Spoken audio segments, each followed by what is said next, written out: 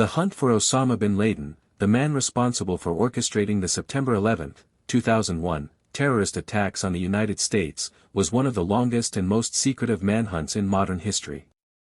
It took the combined intelligence efforts of multiple U.S. agencies, the relentless pursuit of clues scattered across continents, and a single daring operation deep inside Pakistan to finally bring it to an end nearly a decade later. The story of how the United States found and killed Osama bin Laden begins with chaos, grief, and determination that turned into one of the most complex military operations of the 21st century. When the Twin Towers fell on September 11, 2001, the U.S. intelligence community knew immediately that Al-Qaeda was behind it. Osama bin Laden, its leader, had already been linked to previous attacks on American embassies in Africa and the USS Cole bombing in Yemen. In the aftermath of 9/11, President George W. Bush declared a war on terror, with a promise to capture bin Laden, dead or alive. The U.S. invaded Afghanistan in October 2001 to dismantle Al-Qaeda and remove the Taliban regime that had sheltered bin Laden. Early on, U.S. and allied forces, along with Afghan militias, cornered bin Laden in the mountains of Tora Bora near the Afghan-Pakistani border in December 2001.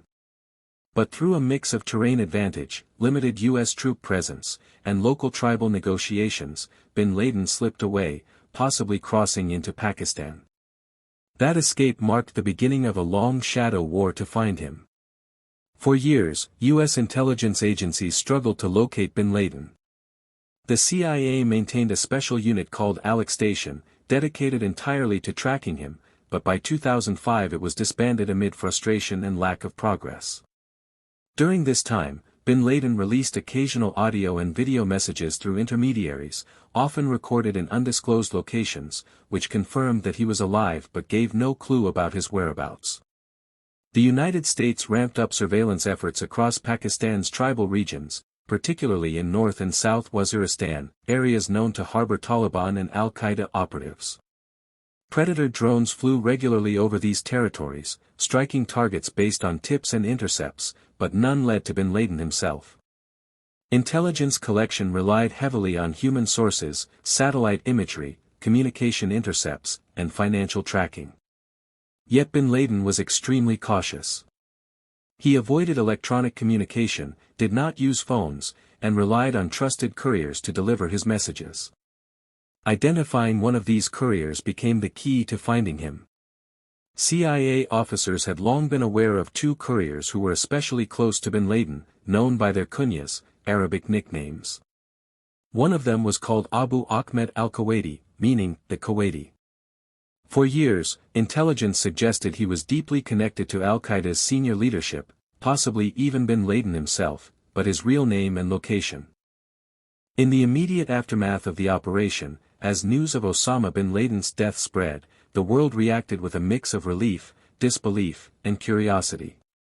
The details of the raid were still classified, but the significance was clear: the United States had accomplished what it had been trying to do for almost 10 years. Inside the White House, the mood was intense but controlled.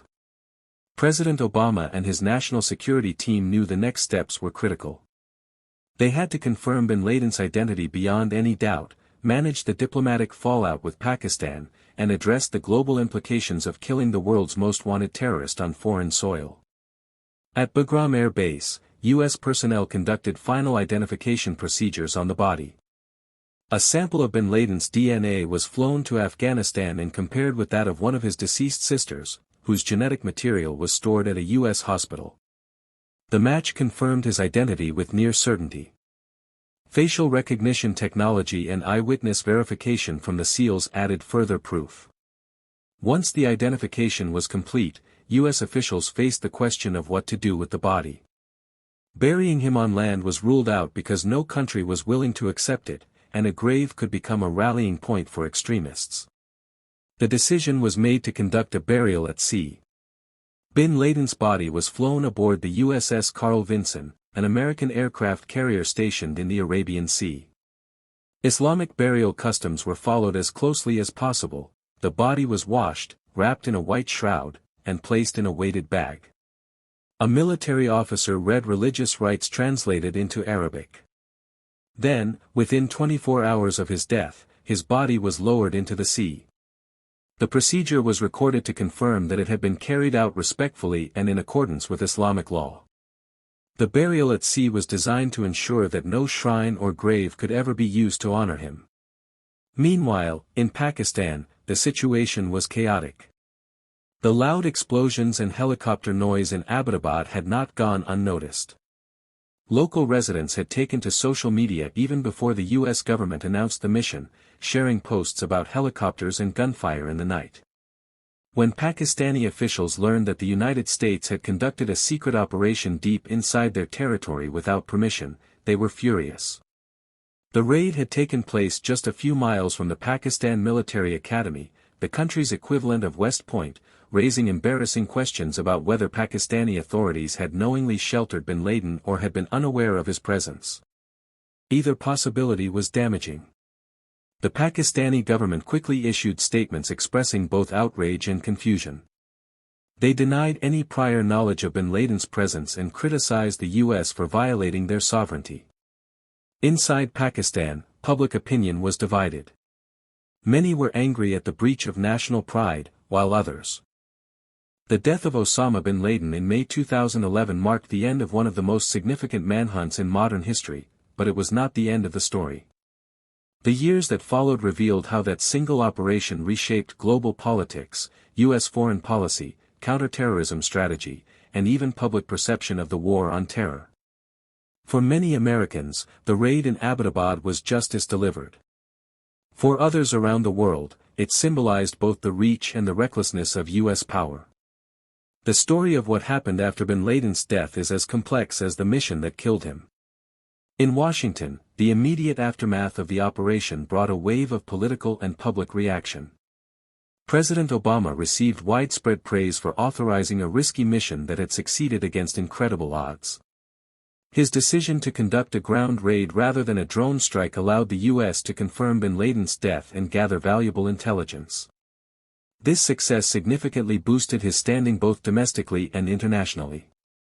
In the 2012 presidential campaign, the operation became a central talking point, with Obama highlighting the raid as proof of his leadership and commitment to national security.